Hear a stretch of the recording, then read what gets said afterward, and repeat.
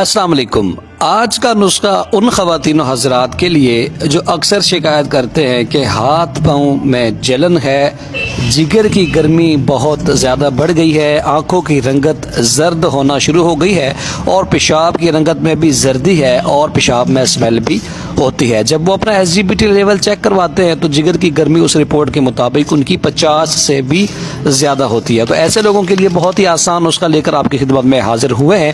اس سے پہلے یہ عرض ہے کہ سلطانی دواخانہ چینل کو سبسکرائب کر لیں تاکہ اسی طرح کی مفید ویڈیوز آپ تک پہنچتی رہیں۔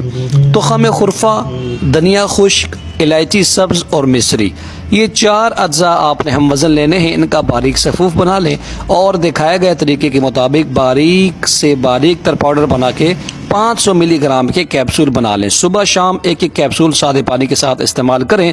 متواتر 1 ہفتے کا استعمال ان تمام امراض کے لیے انشاءاللہ کافی اور شافی رہے گا۔ السلام علیکم۔